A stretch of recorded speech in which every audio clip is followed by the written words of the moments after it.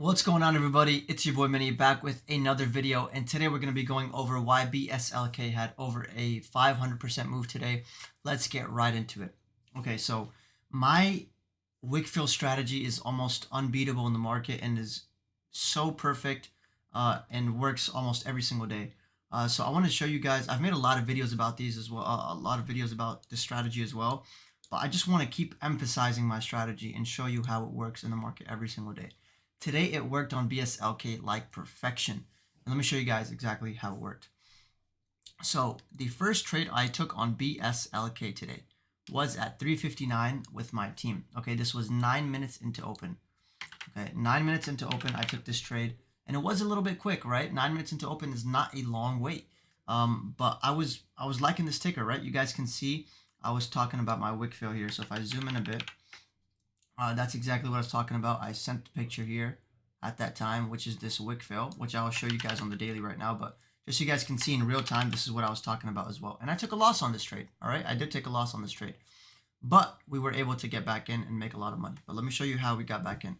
So why was I watching BSLK into open? You guys can see I had this 339 level marked out. Now, why is that? So in BSLK, when I first opened the chart, right, I looked at it. I was like, okay, this is running in pre-market. We have that initial pop. Okay, we have a little topping tail here, and then we pull back under this level where high volume was. We generate liquidity, meaning that shorts are going to start covering, okay, and longs are going to start stopping out because it broke support level, right? So this is an area of liquidity. This is liquidity generation because, like I just said, shorts are going to be covering and longs are going to be getting out because they think the move will continue down. After that liquidity is generated, we come back up and make that new high because liquidity was grabbed here. Fresh liquidity grab all the way to highs, okay? Make that new base, whatever. Now, when I open my stock, I go to the daily chart and I see, okay, how much room does this stock have? So the first thing that I notice are volume and price, okay? So the first thing that I notice is super high volume candles here. High volume candle, high volume candle, high volume candle, okay? So what I do is I mark out my key level, which is this candle close, okay? I mark out the candle open and then the candle high. The reason why I mark these out is because they are significant. Why are they significant? Because this is a high volume candle, right? This has 34 million, you guys can see up here, 34 million shares traded on that day, okay? This is a very high volume candle and the levels will be respected on the daily chart. And you guys can go back and back test this. I talk about this all the time. High volume candles are golden. This candle close also aligns with this candle close, which is another high volume candle, right? You guys can compare the volume. This is one of the highest volume candles, which is another 29 million volume. Another one, 72 million volume, higher than all these combined, or higher than all these even combined, is we make this low again, okay? So this low right here, this candle open, turns out to be this low. So this candle open is where buyers started stepping back in, okay? So these are very, very high volume significant levels. Now, as you guys can see, 338 is that level that I marked out. Typically, what I like to see is this. This is what I call a wick fill. Okay, so I have a candle close and this massive wick. So the next time that it starts to break over this level and pull back into it, this is when I like to add because all the liquidity is already taken out here. So now we have a clean move all the way back up to here. I know the drawing is a bit messy, but basically when we break out, pull back into it, and make that move back up, there is really no resistance in here until this 470. So after we grab this 338 liquidity, we have a liquidity push up all the way, a trap all the way until 470. This is usually a short trap and a liquidity trap. Okay, and that's exactly what happened. We go back to the 1 minute chart, 338, that first trade that I showed, I took a loss on. I'll show you guys exactly how I took that trade. Okay, so first trade on the 1 minute, I see it bouncing. I'm like, okay, you know what? This is interesting. I really like it. And then also we talked about the opening print on yesterday's video. So that also aligns with this video, but I'll get into that. So this talks, you know, we're holding our 338 level from the daily, which is the high volume key level.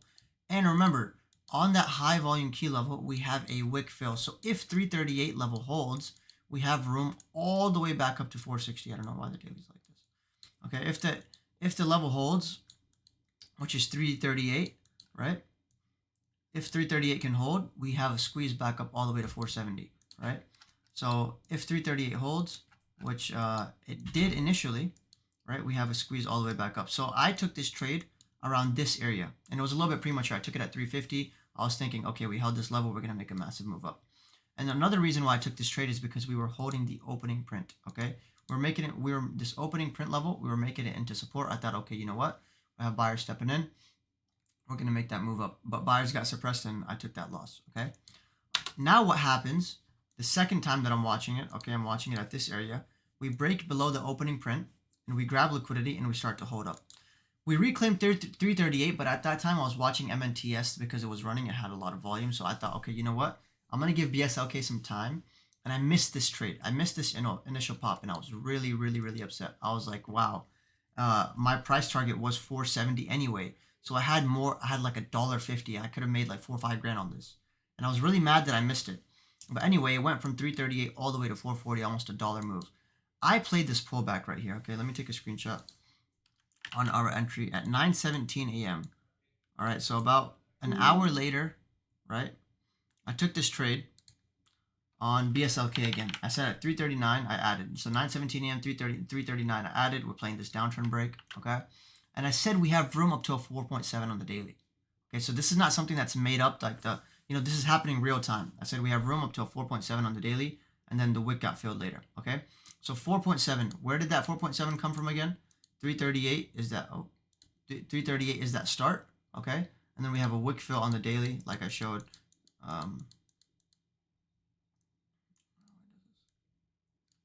We have a wick fill on the daily